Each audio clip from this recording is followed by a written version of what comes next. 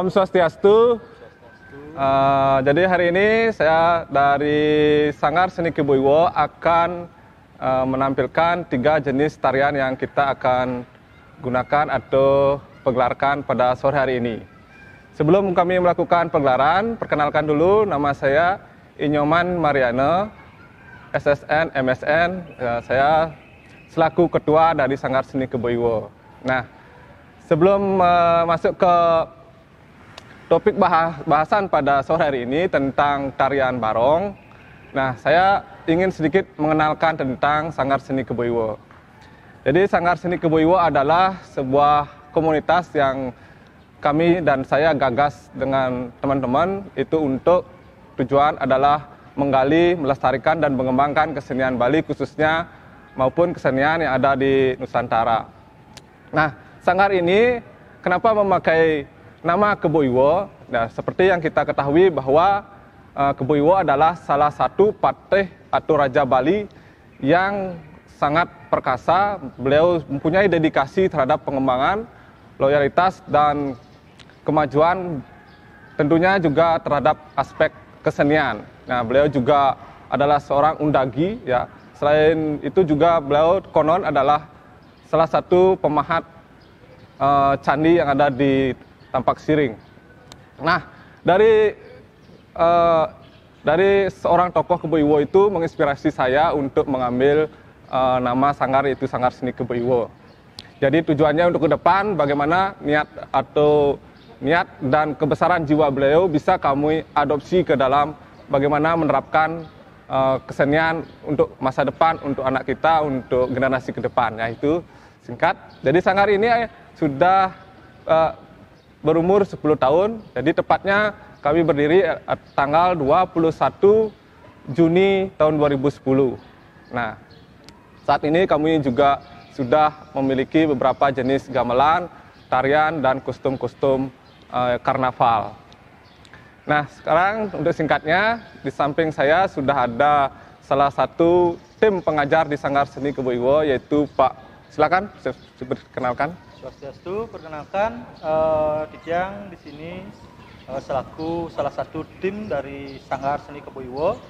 Di sini yang perkenalkan nama Dijang Putu Anggradana Suke SSN sebagai salah satu pengajar di Sanggar Seni Kebo-Iwo. Ya, terima kasih.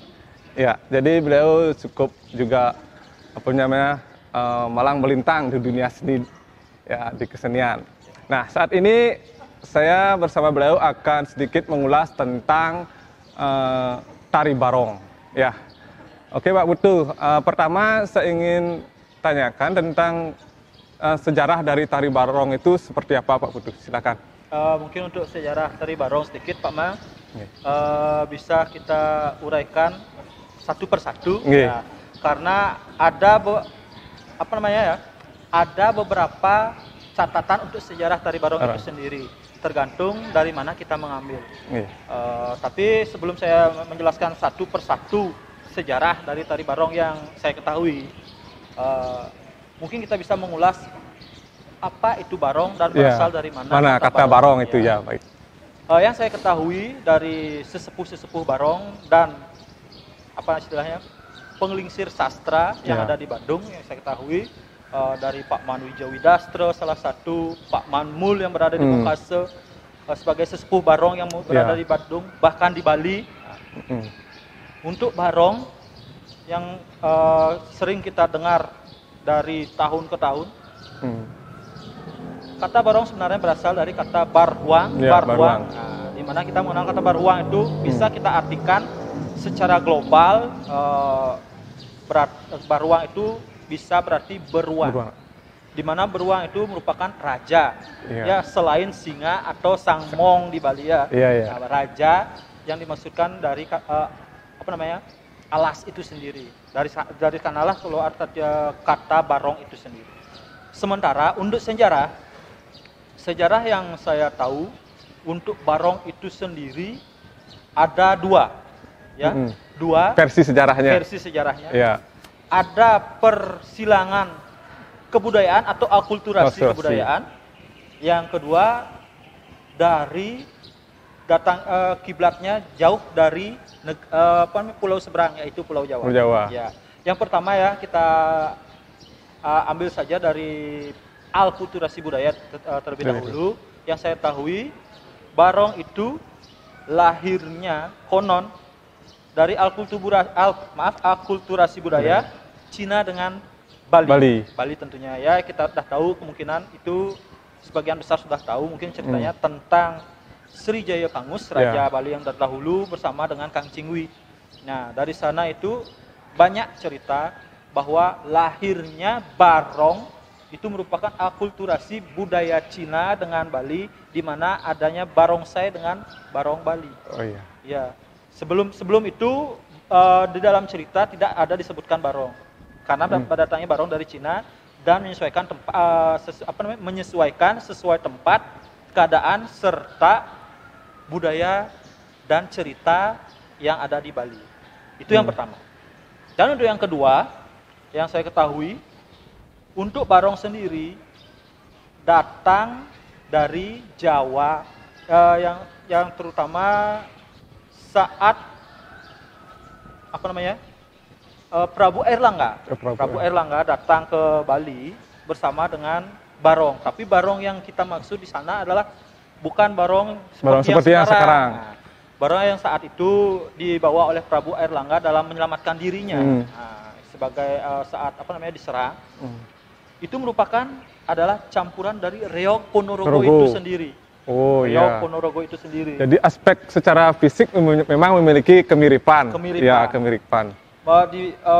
Jika barong Bali memakai bulu brasok, ada juga yang memakai bulu merak, dan terkadang ada memang memakai bulu merak di titik-titik tertentu.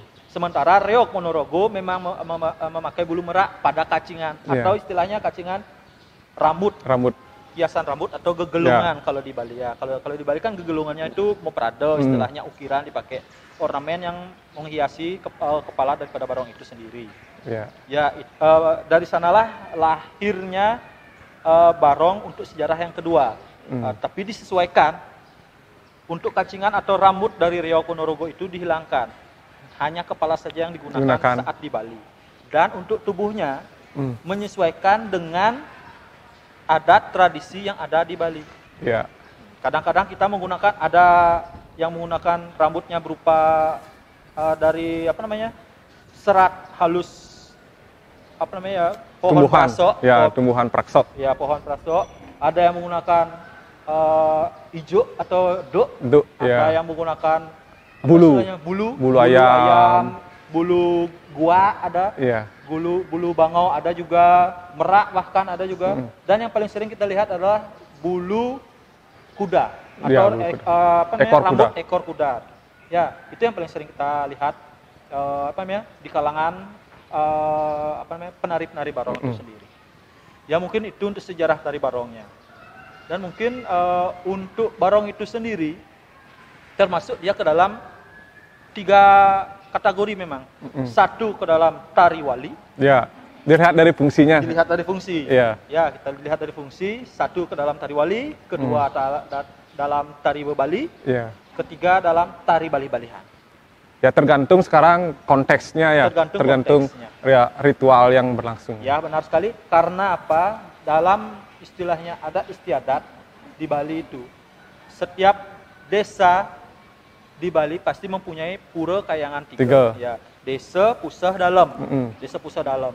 Ataupun mungkin pura panti mungkin, atau pura kawitan atau pura yang. Kita kan tidak tahu ya banyak ada pura di Bali. Dan hampir di setiap pulau, maaf kalau bukan pulau, desa di Bali, wah ada yang menghampiri, ya desa yang ada di Bali memiliki sesunan atau istilahnya barong serta rangda yang disakralkan.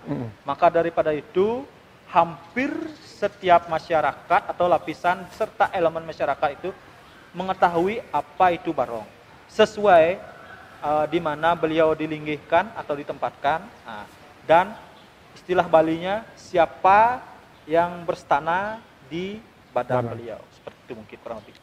Oke, tadi sudah disinggung tentang sejarah, jadi ada dua versi sejarah yang kita pakai acuan untuk keberadaan tari barong. Yang pertama itu dari alkulturasi budaya, yang kedua adalah difusi budaya, jadi adanya perpindahan suatu kebudayaan dan menyebar dalam suatu daerah tertentu. Nah itu, jadi kita secara fisik memang dari yang disebutkan oleh Pak Putu Anggro itu bahwa dari penyebarannya terdahulu dan apa yang kita bisa nikmati tari barong sekarang adalah itu sebuah kreativitas dari orang-orang Bali, tentunya memang sangat luar biasa, apalagi dan kreativitas seniman memang selalu ingin berkembang dan berkreativitas menunjukkan sesuatu yang baru. Nah itu dari sejarah sudah, dan dari fungsi juga sudah disinggung. Nah sekarang kita masuk ke bentuk pertunjukan tari barong. Nah Pak Tu silakan, bagaimana kira-kira bentuk pertunjukan tari barong? Untuk bentuk pertunjukan tari barong itu sendiri sudah mengalami perkembangan yang sangat signifikan ya. Dari pertama adanya tari barong itu sendiri, sejak kapan tari barong itu dipentaskan untuk balih-balihan atau dikomersialkan dari tari wali beralih fungsi menjadi tari balih-balihan atau dikomersialkan ya. Itu memiliki ragam yang sangat banyak sekali. Karena apa? Dalam tari sakral biasanya istilahnya tari wali, untuk barong itu sendiri dari zaman ke zaman mengalami perkembangan. Dari rekaman yang pernah saya tonton pada tahun 1939, rekaman 1939. Berarti tahun 1939 itu sudah ada ya? Sudah ada. Sudah tari barong ya? Oh, jauh sebelum itu sudah ada ya. Karena soalnya zaman Air Langga masuk ke Bali aja kita sudah tahu tahun berapa Masehi ya. Itu udah ada perkembangannya. Dari rekaman 1932 dan 1939 itu, saya menonton tari barong itu hanya sekedar ngelembar atau istilahnya mangdo ide medal solah. Setelah adanya alih fungsi dari tari wali ke tari balih-balihan atau dikomersialkan. Kalau tidak salah itu pada tahun 1930-an ya, 1930-an, entah 37, 38, 39, lupa saya. Waktu itu atas titah dari Raja Klungkung, Ide Dewi Sakti Agung kalau tidak salah, atau Agung Sakti ya, saya lupa nama beliau. Saat itu dialihfungsikan atau digubahnya tari barong. Tapi yang pertama tari barong yang pertama dialihfungsikan itu bukanlah tari barong yang pada kita ketahui saat ini, melainkan tari barong barong yang melakoni cerita Ramayana. Wayang Wong maksudnya. Ya, Wayang Wong, tari barong Wayang Wong. Katakan sering dikatakan barong juga, tapi menggunakan lakon barong juga. Ya, dari sanalah beralih fungsi dari tari wali menjadi tari balih-balihan. Selain itu, untuk tari balih-balihan untuk mempercantik tari balih-balihan itu sendiri, mulainya ada penggubahan atau istilahnya perombakan dari istilahnya biasanya pepeson, pelayon, pekat atau omang, adanya kembali istilahnya style dari setiap daerah kan punya style masing-masing ya. Ada style Singapadu, ada style Bongkase, Bangli juga ada punya style, masing-masing daerah hampir punya style ya. Tapi yang pada umumnya untuk pembagian dari tari barong itu sendiri, ada biasanya pada pertama atau saat keluar barong itu sendiri pepeson atau bapang. Ya, saat pepeson itu kita biasanya di sini di Bali menggunakan banyak macam gamelan, bukan gamelan ya, Iringan. iringan. Jenis iringan yang Jenis dipakai. iringannya, ada yang menggunakan iringan berupa gending jauh, petopengan, dan juga baris. Ya, itu yang umum tiga pada umumnya. Dan untuk setelah pepeson, biasanya langsung ke condong. Ya, tergantung kebutuhan. Ada yang menggunakan condong langsung, ada yang ke guak maco. Ya, tergantung kebutuhan daripada si penari itu atau iringan. Nah, setelah condong atau guak maco, barulah ke pelayon. Atau kadang-kadang langsung ke ngintip jangkrik. Pelayonnya dihilangkan. Tergantung mood dan tergantung juga kreativitas sang senimannya. Tapi pada umumnya biasanya kalau lengkap kita mengambil pepeson atau papan, setelah itu guak maco, condong. Setelah condong guak maco, setelah guak maco pelayon. Nah, setelah pelayon ngintip jangkrik. Nah, yang namanya ngintip jangkrik itu permainan seruling. Ya, suling dengan kendang. Suling dengan kendang. Ya, permainan suling dengan kendang yang pada umumnya kita kenal atau lebih kita sering dengar pada permainan instrumen untuk jauk manis juga.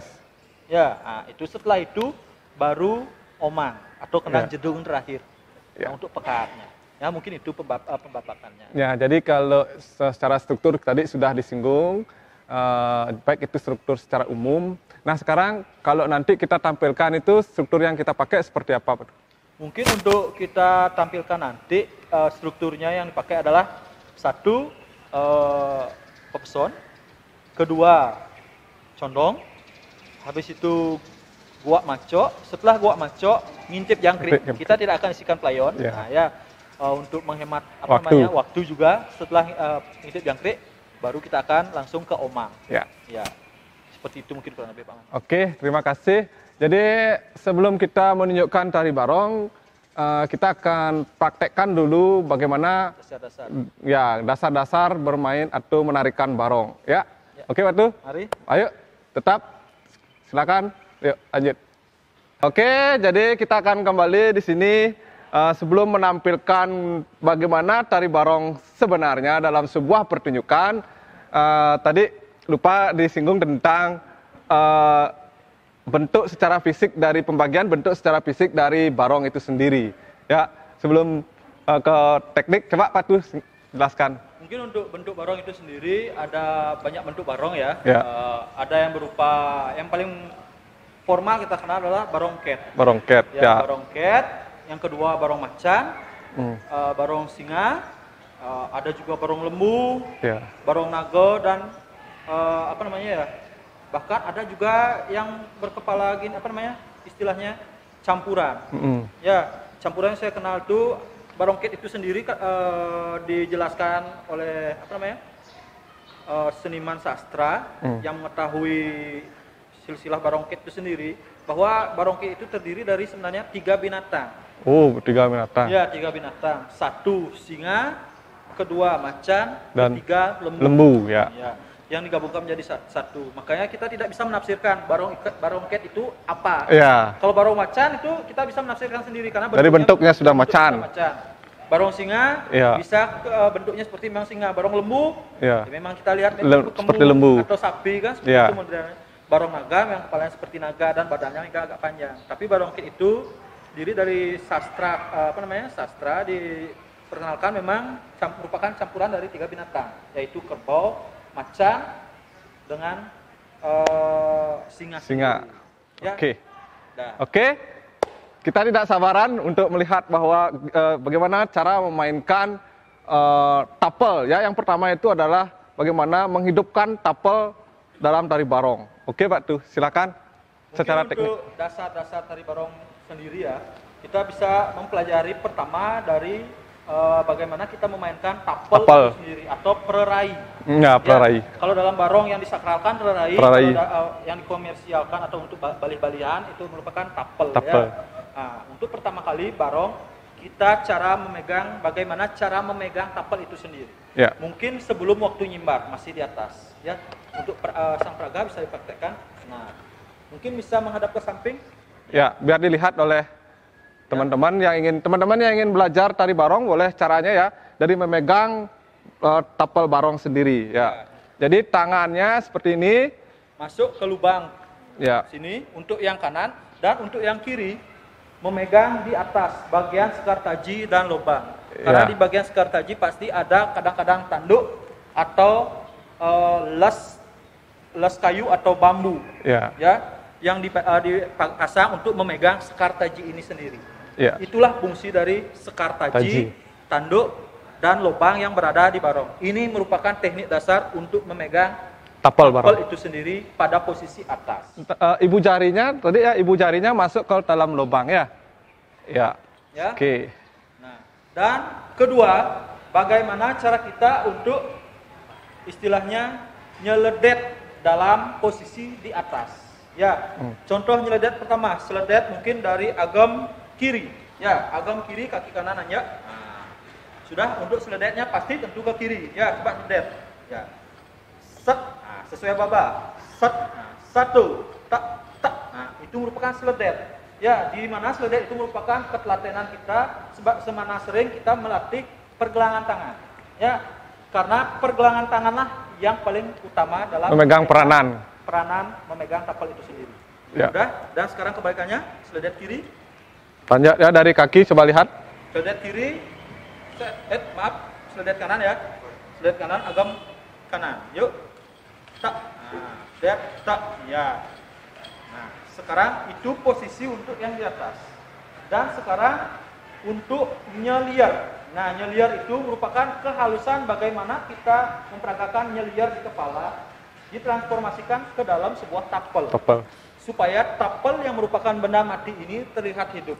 Ya, coba nyeliar pegang kanan. 1, 2, 3. Set, nyeliar. Nah, stop. Nah. Di sini kita bisa lihat kembali ke semula. Nah.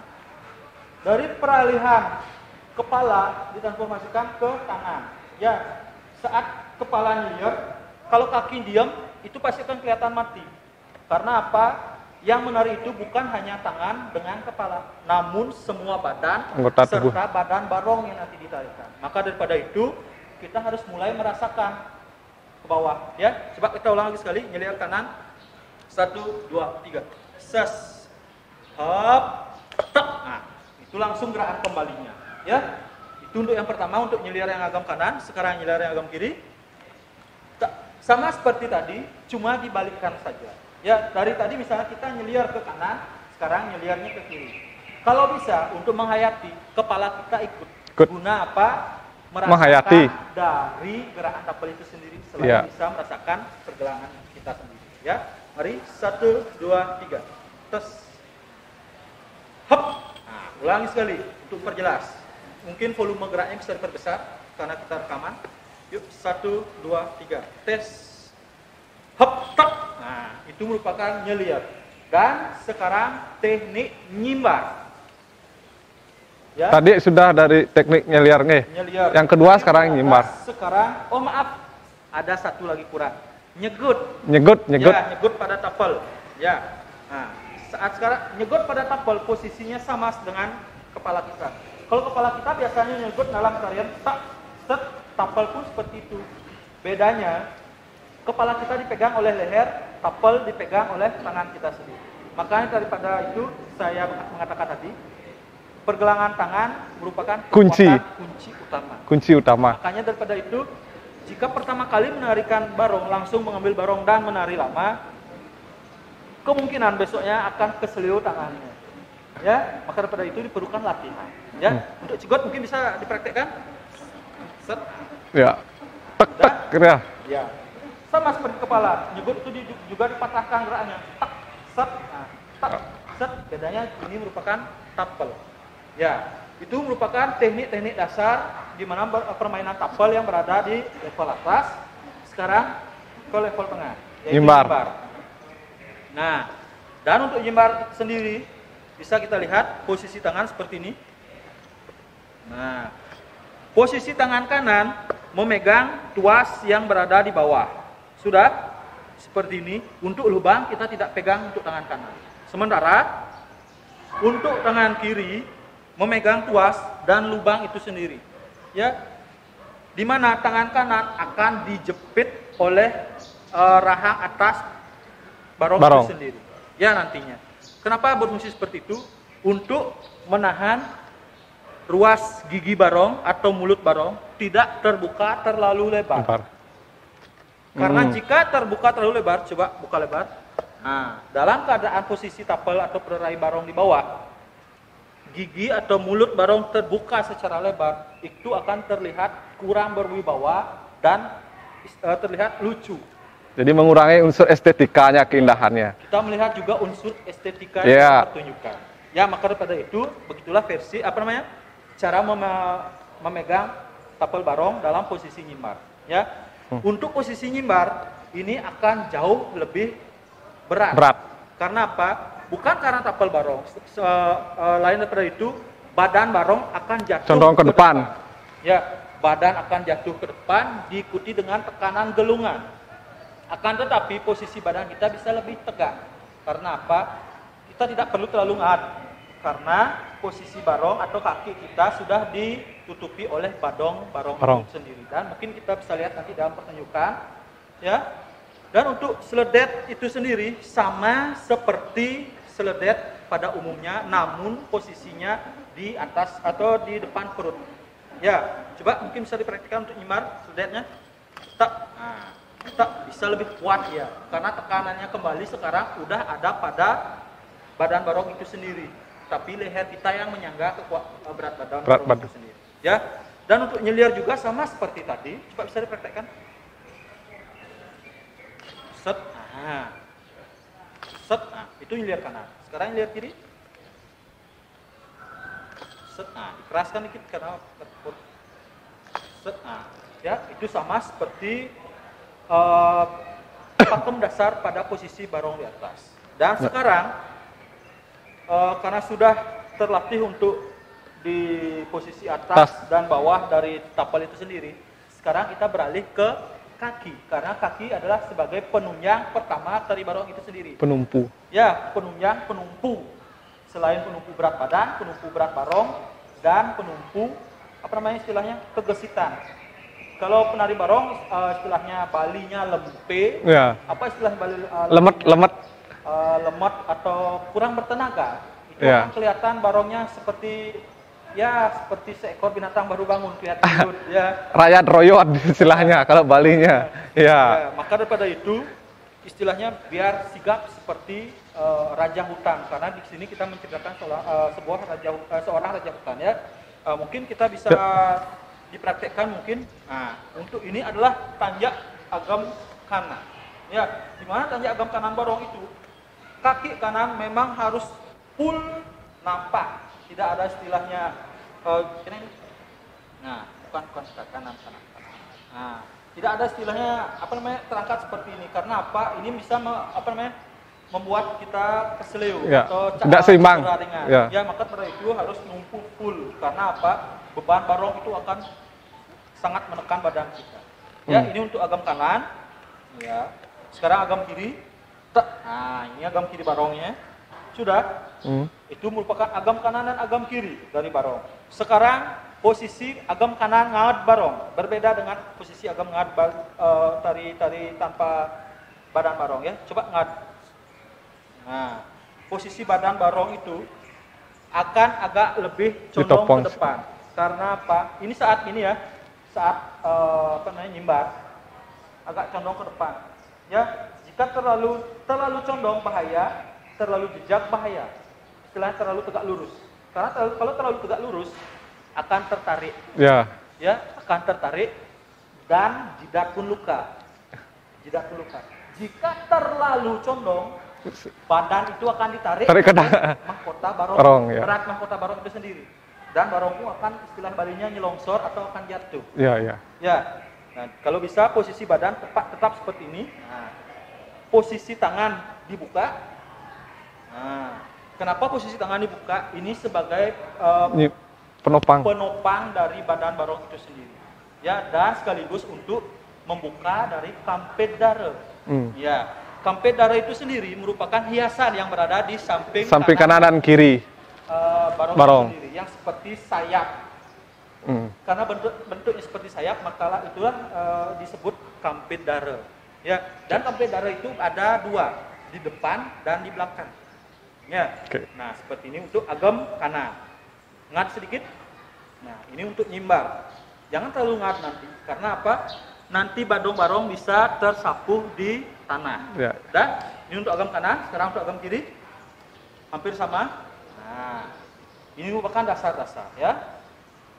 Sudah agam kanan, agam kiri ngat. Sekarang kita malpal. Malpal Ya. barong itu sendiri berbeda ya. Berbeda dengan tari pada umumnya, apalagi tari baris. Tapi tari baris merupakan dasar yang kuat untuk tari barong. Ya. Cuma berbeda dengan malpalnya. Ya, coba kita perhatikan malpal tari barong sekarang. Teng, teng, teng, teng.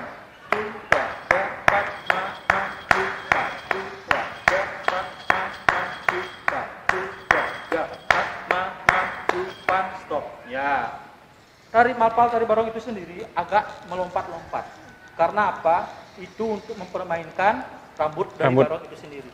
Jika full seperti baris, seperti ini misalnya, kita akan ditekan oleh berat barong itu sendiri. Ya, itu perbedaan ya. Jadi harus diketahui ya. Jadi perbedaan antara kalau istilah baris. Balinya dayong ranang dayuh. Oh. Nah, ya, dayong ranang dayuh istilah kita bagaimana kita mempermainkan berat barong itu yang sedemikian beratnya bisa kita tetap membawakan. Ya, terasa ringan. Ya, terasa ringan atau istilahnya badan kita dapat bergerak dengan ya. Ya, itu untuk malpal. Sekarang nayok barong. Ya. 1, 2, 3, 4, 5, 6, 7, stop. Nah, dah. Untuk gerakan nayok sendiri, kepala daripada barong atau tapel mengikuti kaki. Ya, sesuai dengan hentakan kaki. Apa gunanya? Untuk mempertegas dari suasana tapel itu sendiri dan menghidupkan aura yang berada di tapel itu sendiri. Bagaimana caranya kita menghidupkan benda mati tersebut supaya terlihat hidup dan orang-orang terkagum-kagum melihatnya. Itu yang susahnya. Ya, mungkin itu untuk dasar-dasar pertama, dan yang untuk dasar yang kesekiannya mungkin kita bisa mempraktekkan upok lantang sedikit ya. Mungkin Pak Mang bisa diiringi mungkin.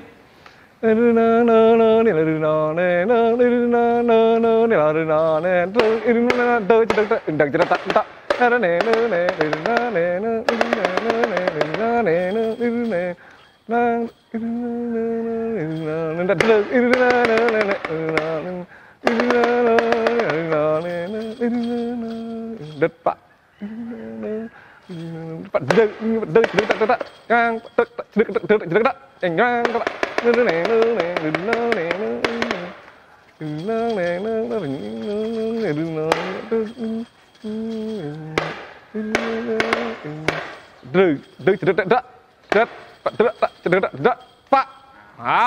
Untuk upok lantang dari barong itu sendiri ya. Mungkin untuk upok lantangnya mirip-mirip dengan baris sedikit ya. Memang karena apa yang saya bilang seperti tadi, baris merupakan dasar dari segala macam tari Bali untuk putra ya, termasuk juga barong. Sama hal seperti itu. Dalam baris setelah upok lantang 2 kali kanan dan kiri ada alif pajang. Begitu juga dengan barong. Ya, mungkin itu saja untuk dasar dulu sebelum untuk nari barong, karena nantinya pasti akan ada ulasan, berbagai macam ulasan untuk tari barong itu sendiri sebelum kita menyaksikan bagaimana tari barong itu sebenarnya. Oke. Nah, lagi satu tadi Pak Du. Mungkin lagi satu untuk cara ngeletaan ya. Ngetakan. Tadi kan tet. Ya, bagaimana cara tekniknya? Ya, coba. Terutama untuk nyimbar ya. Untuk nyimbar. Mungkin untuk nyimbar sendiri. Ya, kita permainan ngeletak tapel. Tunggalan. Nah, ke tapel itu sendiri seperti ini. Tangan itu jangan menggenggam seperti ini. Langsung kita rilekskan seperti ini. Tak, biar bisa cepat. Nah, biar bisa cepat.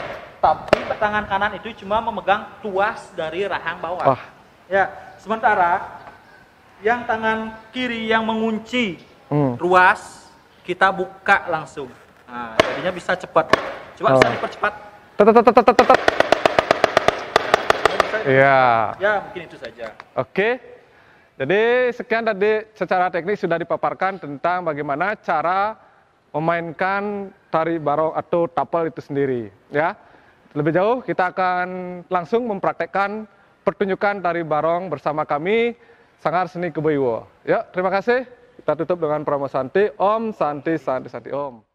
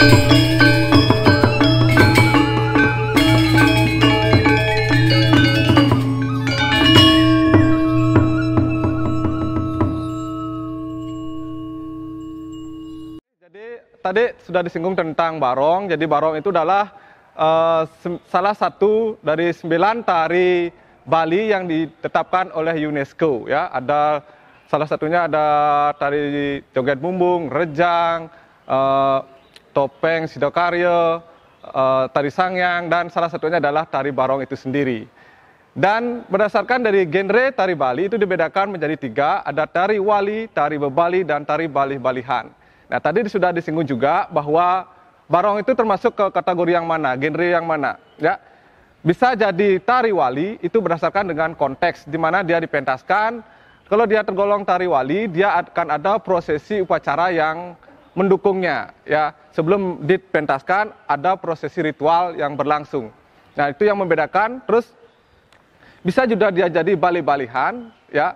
Itu adalah sebuah seni yang digunakan untuk pertunjukan komersil yang kita bisa lihat di beberapa stage barong. Nah, itu dia tergolong ke balih-balihan, sebuah bentuk pertunjukan yang terlepas dari konsep wali tersebut. Nah, artinya dia digunakan atau dibuat sebuah bentuk yang sama, tetapi tidak didukung oleh ritual. Ritus artinya tidak dibalut dalam bersebuah ritus. Nah, itu yang membedakan mana yang disebut dengan wali dan mana yang disebut dengan balih-balihan.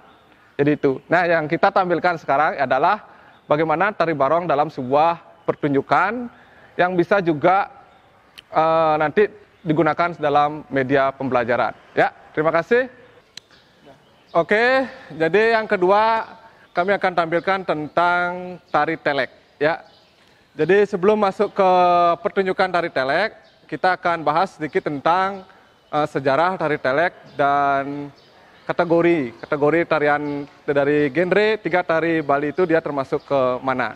Ya, di samping saya sudah ada Pak Putu Anggredana, ya salah satu dari alumni ISI dan Pasar. Nanti dia akan mengulas tentang sejarah, fungsi dan bentuk dari struktur pertunjukan tari telek itu sendiri. Ya, silakan Pak Dul.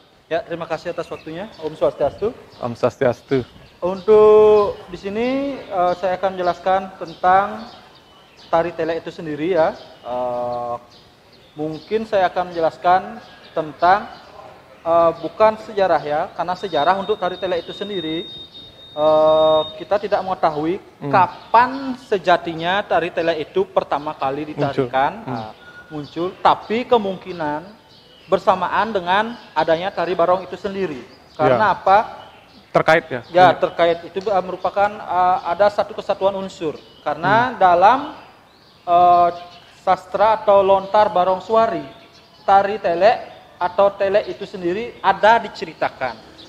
Di mana dalam lontar barong suari itu sendiri diceritakan atas kerinduannya Ida Bathara Siwa dengan yang Dewi Giri Putri atau istilahnya yang kita sering sebut dengan Dewi Uma atau saktinya Dewa Siwa itu sendiri yang sempat dipastu oleh Dewa Siwa itu sendiri ke Mercepada yang menjadi Dewi Durga. Dari kerinduan dari kerinduan Dewa Siwa tersebutlah diutuslah dewa-dewa di mana ada Dewa Wisnu, Dewa Iswara, Dewa Brahma dan Dewa Siwa sendiri turun ke Mercepada. Yang pertama adalah Dewa Wisnu. Untuk tari telek itu Dewa Wisnu diutus ke Mercepada, ya. Kedua Dewa Iswara, kedua Dewa Brahma, ketiga Dewa Iswara.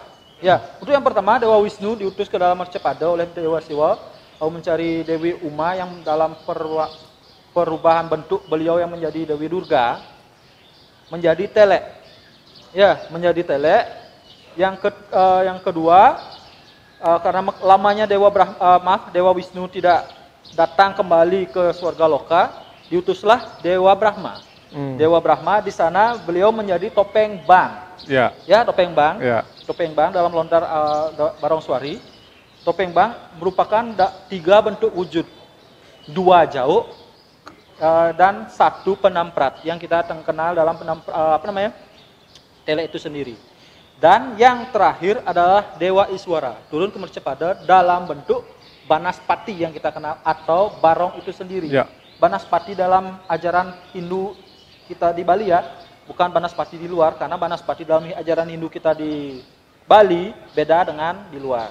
Ya, nah, itu saat pertemuan beliau Dewa Iswara yang berupa barong dari pertunjukan telek tersebut untuk Dewi Durga, bertemulah Dewa Iswara dengan Rarung atau Rangdebang istilah Bali ya, tergantung penyebutan atau di mana beliau dilinggihkan.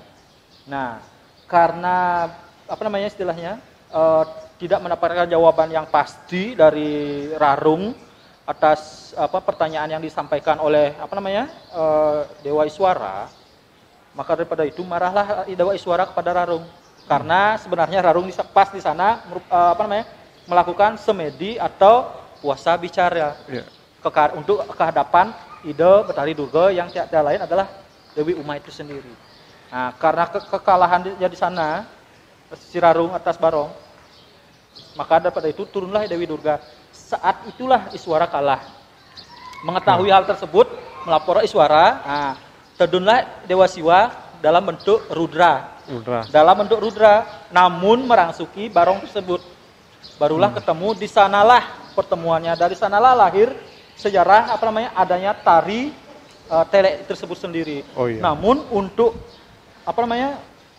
adanya pertama kali, tahun kapan adanya pertama kali tari telek itu sendiri, saya juga tidak tahu ya. Iya. Karena di sastra tidak ada dikatakan tahun berapa terciptanya, tahun berapa adanya. Namun sempat dituliskan di sana, sama seperti Barong tersebut, dikomersialkannya pada tahun 1930-an oleh Ida Dewi Agung Sakti, Raja dari Puri Klungkung itu sendiri, untuk beralih fungsinya tari wali menjadi balik-balihan, seperti itu. Ya, tadi sudah juga disinggung dari aspek fungsinya, ya dari wali menjadi balik-balihan. Ya, jadi itu kita singkat saja, kita lanjutkan ke struktur pertunjukan tari telek itu sendiri. Silakan. Untuk struktur tari telek sendiri memiliki 5 struktur ya, berbeda dengan tari-tari pada umumnya. Kalau tari-tari pada umumnya kita mengenal pepeson, pengawak, pengecer, sudah selesai. Namun karena dalam tari telek kita memiliki 2 karakter tarian yang berbeda. Ada tari halus, di mana tari halus itu merupakan tari telek itu atau sandar yang sering kita dengar-dengar ya. Karena ada yang menyebutnya tari telek, ada tari sandar. Ya, itu merupakan tarian yang sama, cuma berbeda penyebutan saja. Dan yang kedua, ada tari jauh dan penamprat yang memiliki karakter keras di dalam tarian telek itu sendiri. Maka daripada itu, struktur untuk atau pembagian dari tari telek itu sendiri memiliki 5 pembagian, yaitu 1, pepeson, pengawak, pengecet, pesiat, dan pekat. Ya. Untuk pepeson, pengawak, pengecet itu menceritakan telek itu sendiri. Ya, telek itu sendiri. Dan untuk pesiat, di sana kita bisa melihat masuknya penari jauh dan penari penamprat. Setelah itu adanya pesiat sampai puncak ending, barulah pekat. Ya, mungkin itu saja mungkin untuk tari telek. Ya, tari telek. Ya, kita akan lanjutkan ke gerak-gerak tari telek dan pertunjukan tari telek. Oke, terima kasih.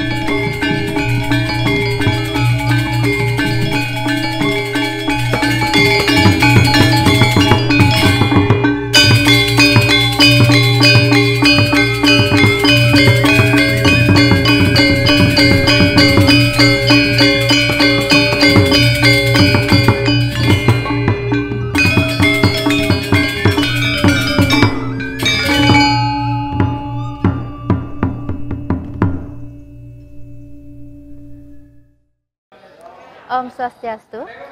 Perkenalkan, nama saya Diah Desi Sentana. Saya dari Sanggar Seni Kebo Iwo yang akan menjelaskan sedikit tentang tari joget bumbung.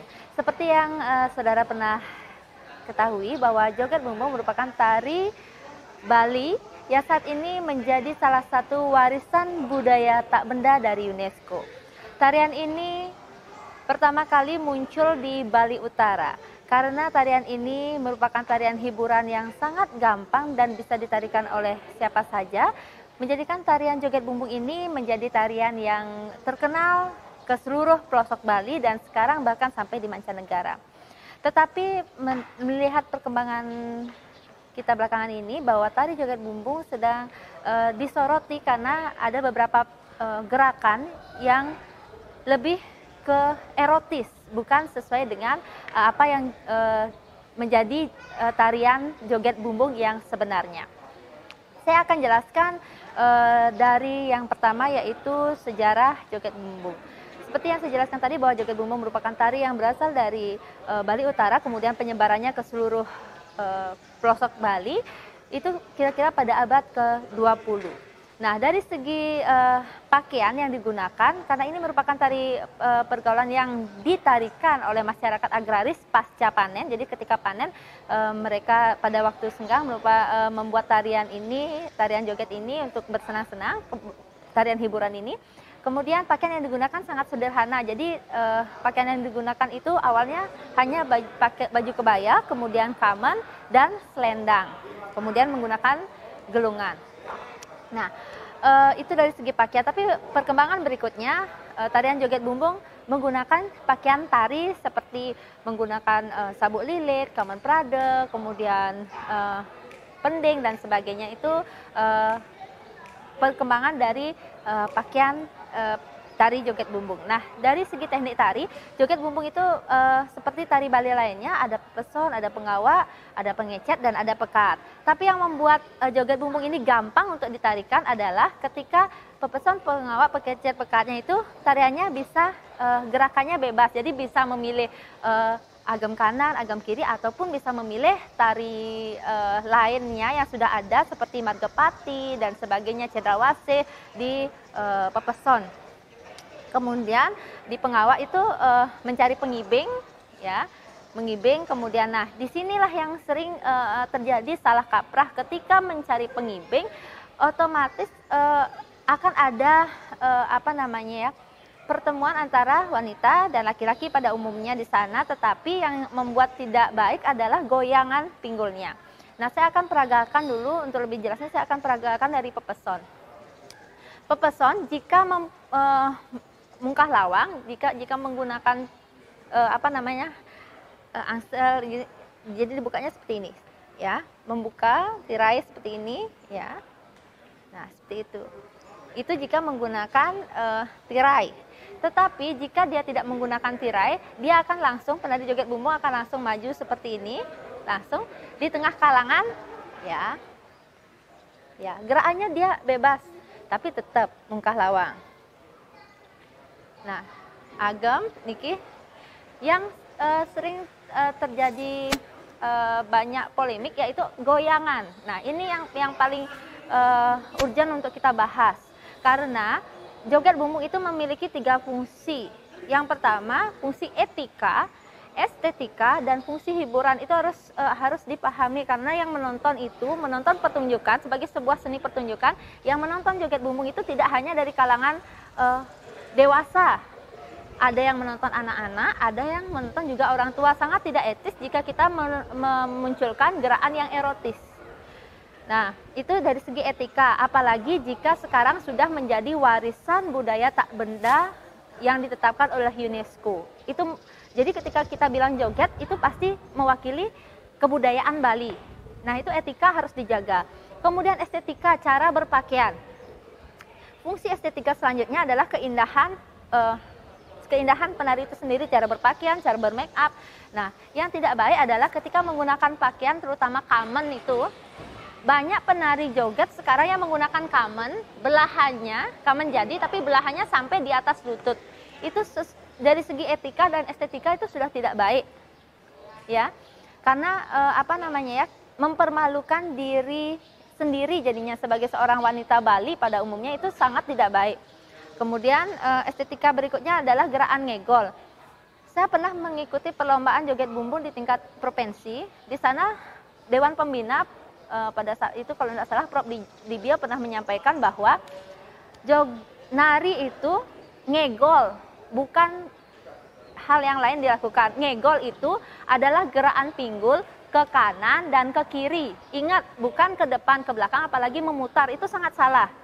Dalam joget bumbung itu ngegol ke kanan, ke kiri. Jadi ngegol itu banyak bisa divariasikan. Ya, ngegol yang standar. Ini ngegol standar. Ke kanan, ke kiri, ke kanan, ke kiri. Semua gerakan tari Bali akan ada ngegol seperti ini, kanan, kiri. Nah, kemudian jika di joget bumbung itu bisa didobel egolannya. 1, 2, 3, 4. Nah, berikutnya yang ketiga. Joget bumbung bisa divariasikan egolannya ya dengan mengkreasikan pilesnya kita. Jadi saya adab ke belakang sedikit ya. Nah, ini pilesnya, ini bisa dikreasikan. Seperti ini, ketika kita megang kepet, ya. Nah, ini bisa dikreasikan seperti ini. Jadi buat gerakannya itu bawah atas, atau double. Nah, tetap bisa dia bergerak goyang, tapi tetap kanan kiri pakemnya tetap ada, egolannya tetap ada. Bukan ke depan, ke belakang, bukan memutar. Itu tolong dipahami karena kita akan membawa nama baik kita sebagai penari Bali. Yang berikutnya adalah fungsi hiburan. Ketika melihat joget itu sebagai fungsi hiburan, tujuannya kita adalah menghibur. Ya, menghibur penonton, menghibur teman-teman dan sebagainya. Nah, ketika ada yang menonton anak-anak dan kita menampilkan goyangan erotis, itu yang sangat salah. Karena goyangan erotis itu tidak pada tempatnya. Ingat sekali lagi bahwa joget bumbung adalah warisan budaya Bali yang harus kita lestarikan. Nah, berikutnya ketika ketemu pengibing, ya, tolong jangan pengibingnya itu malahan kita yang mengambil, dalam artian pinggangnya diambil, itu sangat salah, itu tidak baik. Yang harus kita jaga adalah ketika pengibing mendekat, itulah fungsi dari kipas ini sebagai properti. Ini bukan cuma properti biar cantik, tidak. Ini juga bisa untuk nangkis. Ketika ada pengibing mendekat, langsung tangkis seperti ini. Ya, ketika kenalan, kan kita tari pergaulan. Joget itu tari pergaulan. Ketika berkenalan pertama nikah, ya, juga boleh menjaga jarak seperti ini, memasang selendang, gelongan, ya, agak diturunkan. Itu properti ini gunakanlah untuk menjaga diri dari hal-hal yang tidak kita inginkan, tidak baik. Jadi tolong hargai diri kita sendiri sebagai seorang penari Bali. Nah, kami dari Sanggar Kebo sangat mendukung tari joget bumbung sebagai tari warisan budaya tak benda dari UNESCO dengan cara tetap mempertahankan pakemnya, tetap membuat joget bumbung itu menjadi hiburan yang tetap menjaga etika dan estetika tari Bali. Sekian penjelasan dari kami dari Sanggar Seni Kebo Iwo, dan sesaat lagi kita akan saksikan langsung tarian joget bumbung. Om Santi Santi Santi Om.